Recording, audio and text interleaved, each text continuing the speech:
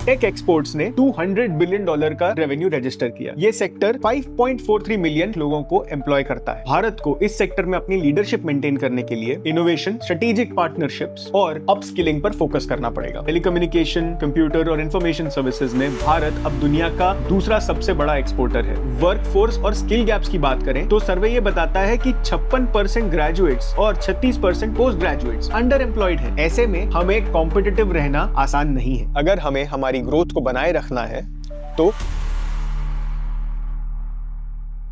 क्या आप जानते हैं कि भारत के सर्विसेज सेक्टर ने पिछले साल हमारे जीडीपी का 55% कंट्रीब्यूट किया। ये आंकड़ा एक दशक पहले 50% पे था। या ये कि हमारे आईटी सर्विसेज एक्सपोर्ट्स ने पिछले साल $200 बिलियन का शानदार आंकड़ा छुआ, जो हमें दुनिया का second largest IT services exporter बनाता है। आज हम जानेंगे भारत के पावर हाउस सर्विसेज सेक्टर के बारे में, जिसे इकोनॉमिक सर्वे पुराना घोड़ा कहता है, जो बाकी सेक्टर्स के स्ट्रगल करने के बावजूद हमारी ग्रोथ को आगे बढ़ाता रहता है। मैं प्रतीक खरे हूँ और आज हम इकोनॉमिक सर्वे के 8वें अध्याय का गहराई में विश्लेषण करेंगे। ये अध्याय हमें बताएगा कि ये मजबूत सेक्टर कैसे हमारी इकोनॉमी को बढ़ा रहा है, डिजिटल ट्रांसफॉर्मेशन को अपना रहा है और भविष्य के लिए तैयार हो रहा है। चाहे आप प्रोफेशनल हो, स्टूडेंट हो या पॉलिसी एनालिस्ट हो, ये चैप्टर आपको बताएगा कि भारत की इकोनॉमी के आधे से ज्यादा अंश को क्या बढ़ा रहा है।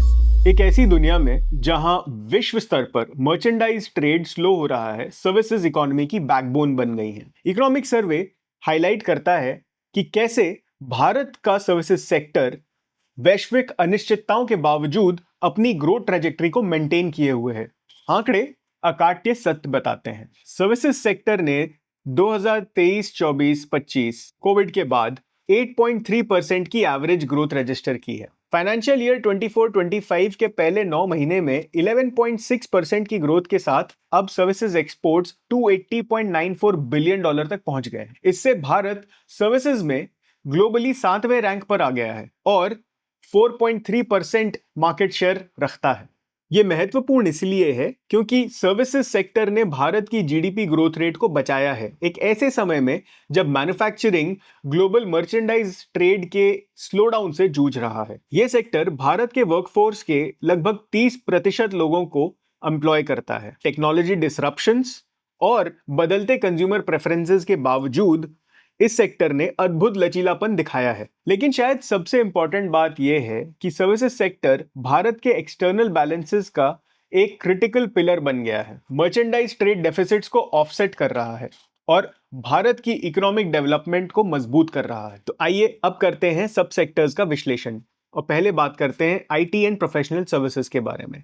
भारत का आईटी और IT enabled industry services sector का एक क्राउन जूल है, एक अनमोल रतन। इकोनॉमिक सर्वे के हिसाब से 2024 में $254 बिलियन का रेवेन्यू अर्जित किया इस सेक्टर ने, जिसमें कि टेक एक्सपोर्ट्स ने $200 बिलियन का रेवेन्यू रजिस्टर किया। ये 3.3% की ईयर ऑन ईयर ग्रोथ है। वहीं डोमेस्टिक फ्रंट पे इसी सेक्टर ने $54 बिलियन रेवेन्यू जनरेट किया, जिससे कि 60,000 नए जॉब्स बने।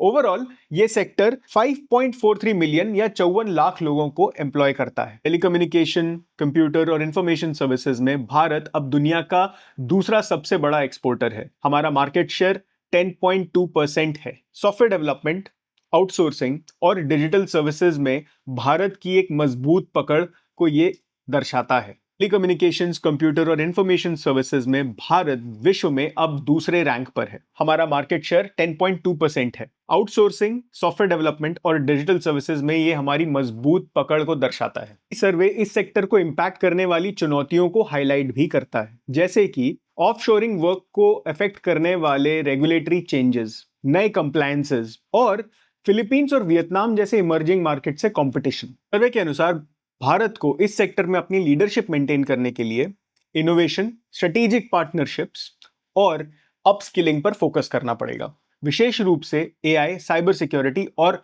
क्लाउड कंप्यूटिंग पर ध्यान देना होगा। अब बात करते हैं टूरिज्म और हॉस्पिटैलिटी के बारे में। ये सेक्टर कोविड में बुरी तरह से पिटा था, पर 2023 में 250 करोड़ डोमेस्टिक विजिट्स के बाद, जो कि 2022 से 45% ज्यादा है, अब ये सेक्टर बाउंस बैक कर चुका है। फॉरेन टूरिस्ट के मामले में भी 2024-25 में मिनिस्ट्री ऑफ टूरिज्म का एस्टिमेशन है कि हम प्री पैंडेमिक लेवल्स तक पहुंच जाएंगे। इस सेक्टर ने पिछले साल $28 बिलियन फॉरेन एक्सचेंज जनरेट किया, जो कि पिछले साल से 31% ज्यादा है। सर्वे एक और दिलचस्प बात बताता है, टूरिज्म में एक रीजनल कंसंट्रेशन है। डोमेस्टिक टूरिज्म की बात करें तो यूपी और तमिलनाडु सबसे आगे हैं। यूपी में 47 करोड़ विजिट्स और तमिलनाडु में 28 करोड़ विजिट्स, जबकि फॉरेन विजिट्स में महाराष्ट्र सबसे ऊपर है 33 लाख और गुजरात 28 लाख के साथ दूसरे नंबर पर। अब आइए बात करते हैं लॉजिस्टिक्स और ई कॉमर्स सेक्टर के बारे में। इन सेक्टर्स को डिजिटल ट्रांसफॉर्मेशन ने काफी हद तक बदल दिया है। इनकी एफिशिएंसीज बढ़ रही है और कॉस्ट घट रही हैं। एग्जाम्पल के तौर पर देखते हैं फास्टैग। फास्टैग ने हमारे टोल बूथ पर वेटिंग टाइम्स को 8 मिनट से अब केवल 47 सेकंड तक लाकर रख दिया है, जिससे कि हम सालाना 20,000 करोड़ रुपए अब फ्यूल पर बचा रहे हैं। बैंक रियलाइजेशन सर्टिफिकेट जैसे सिस्टम्स को पेपरलेस करके अब हम स्मॉल एक्सपोर्टर्स के लगभग 125 करोड़ रुपए सालाना बचा रहे हैं। शायद सबसे ट्रांसफॉर्मेटिव इनिशिएटिव है ओएनडीसी या open network for digital commerce, जिसने नवंबर 2024 में 1.4 करोड़ ट्रांजैक्शंस रजिस्टर किए 1100 सिटीज के अक्रॉस, और इस प्लेटफॉर्म पर अब तक 7 लाख से ज्यादा सर्विस प्रोवाइडर्स और सेलर्स रजिस्टर्ड हैं। ये ई कॉमर्स को डेमोक्रेटाइज कर रहा है। सर्वे नोट करता है कि ओएनडीसी ने हाइपर लोकल और इंटरसिटी लॉजिस्टिक्स सर्विस प्रोवाइडर्स को इंटीग्रेट कर दिया है, जिससे कि फर्स्ट माइल, मिडिल माइल और लास्ट माइल कनेक्टिविटी की एफिशिएंसी बढ़ गई है। बिजनेसेस को लॉजिस्टिक्स पे 15% का कॉस्ट रिडक्शन मिल रहा है। आइए बात करते हैं इमर्जिंग सेक्टर्स के बारे में, जैसे एवीजीसी और रियल एस्टेट। एवीजीसी से मेरा मतलब है animation, visual effects, gaming and comics. ये सेक्टर तेजी से ग्रो कर रहा है।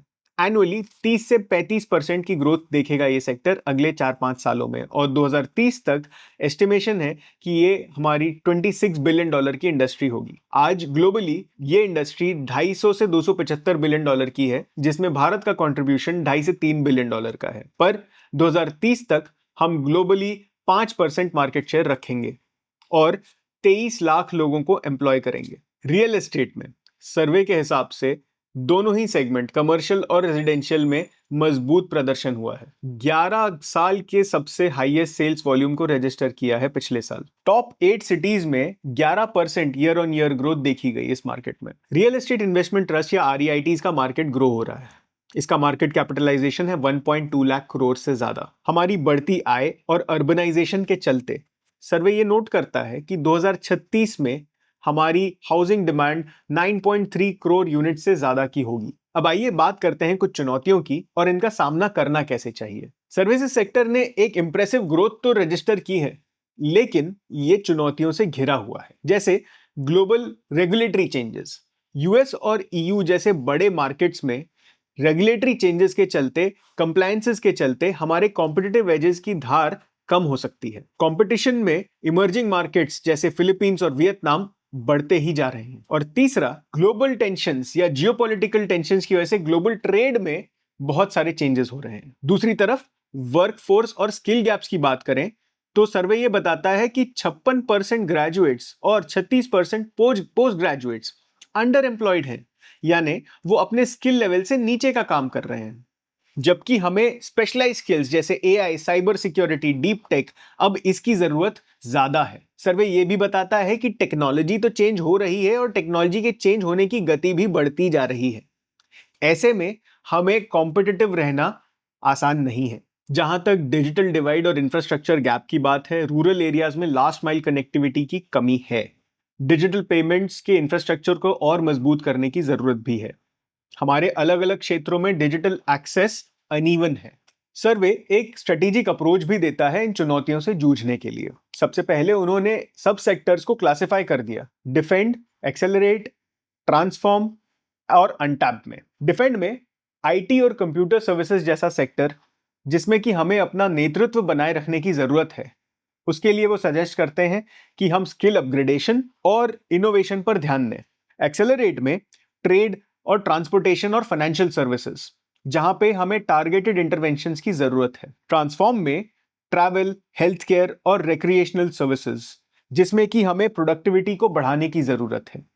और चौथा, अनटैप्ड, जैसे कि एवीजीसी, टेलीकॉम और इंश्योरेंस, जिसमें कि हमें कुछ पॉलिसी सपोर्ट की जरूरत है। तो अलग अलग स्टेक होल्डर्स के लिए इसके क्या मायने हैं? अगर आप पॉलिसी मेकर्स हैं तो एजुकेशन और इंडस्ट्रियल नीड्स के बीच में जो गैप्स हैं उनको एड्रेस करने के लिए स्किल डेवलपमेंट और अपस्किलिंग को प्रायोरिटाइज करें। DATU फ्रेमवर्क या डिफेंस, एक्सेलरेट, ट्रांसफॉर्म और अनटैप्ड वाले फ्रेमवर्क के हिसाब से सेक्टर स्पेसिफिक पॉलिसीज लाएं।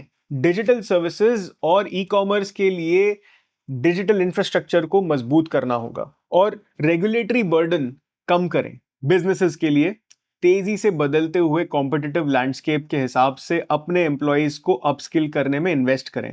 डिजिटल इंफ्रास्ट्रक्चर, डिजिटल ट्रांसफॉर्मेशन को अपनाएं और ONDC जैसे प्लेटफॉर्म्स को एक्सप्लोर करें। अगर आप नौकरी ढूंढ रहे हैं या स्टूडेंट हैं तो आप हाई डिमांड वाली स्किल सेट्स पर ध्यान दें, जैसे AI, cyber security, machine learning, data infrastructure. अगर आप ऑलरेडी कुछ और कर रहे हैं तो अपस्किलिंग या स्किल अपग्रेडेशन पर जरूर ध्यान दें। कुछ नई इमर्जिंग इंडस्ट्रीज जैसे AVGC को कंसिडर जरूर करें, ये अगले कुछ सालों में ज्यादा नौकरियां प्रदान करेंगी। और ट्रेडिशनल नौकरियों के अलावा आप एक एंटरप्रेन्योरियल थॉट भी रखें। शायद सर्विसेज में अब छोटे पॉड्स बढ़ेंगे रादर देन बहुत बड़ी कंपनियां। इकोनॉमिक सर्वे हमारे सर्विसेज सेक्टर की एक नुआंस पिक्चर प्रेजेंट करता है। एक पुराना घोड़ा जो हमारी ग्रोथ को ड्राइव करना कंटिन्यू कर रहा है, पर बदलते वैश्विक परिदृश्य में काफी चुनौतियों का सामना भी कर रहा है। 2014 में 50% से 2025 में 55% तक अपने GVA में कंट्रीब्यूशन को बढ़ाने के साथ इस सेक्टर ने एक रिमार्केबल रेजिलियंस और अडेप्टेबिलिटी दर्शाई है। 2 दशक से कम समय में इस सेक्टर ने हमारे ग्लोबल मार्केट शेयर को 4.3% पर ला दिया है, दुगना कर दिया है। ये हमारे कॉम्पिटिटिव एडवांटेज को दर्शाता है, लेकिन हमें चुनौतियों को भी एक्नॉलेज करना पड़ेगा। ग्लोबल रेगुलेटरी चेंजेस हमारे IT और प्रोफेशनल सर्विसेज के एक्सपोर्ट्स को इम्पैक्ट कर सकते हैं। स्किल गैप्स और एजुकेशनल मिसमैचेस को हमें अर्जेंटली अटेंशन देना पड़ेगा। मौजूदा असमानताओं को बढ़ने से रोकने के लिए डिजिटल ट्रांसफॉर्मेशन को समावेशी बनाना पड़ेगा। और फाइनली, इमर्जिंग मार्केट से हमारा कंपटीशन बढ़ने ही वाला है। सर्वे का संदेश साफ है, अगर हमें हमारी ग्रोथ को बनाए रखना है तो हमें सर्विसेज सेक्टर के सब सेक्टर्स में टारगेटेड कदम उठाने होंगे, स्किल डेवलपमेंट पर ध्यान देना होगा और डिजिटल इंफ्रास्ट्रक्चर में निवेश करना होगा। ये पुराना घोड़ा जरूर है, पर हमें अगर $5 ट्रिलियन की इकोनॉमी जल्द बनना है तो ये उसमें अवश्य मदद करेगा। अगर आपको ये अध्याय पसंद आया हो या इसका विश्लेषण पसंद आया हो तो कृपया लाइक करें, शेयर करें, सब्सक्राइब करें। अगर ना भी पसंद आया हो तो वो भी कमेंट करें। Thank you.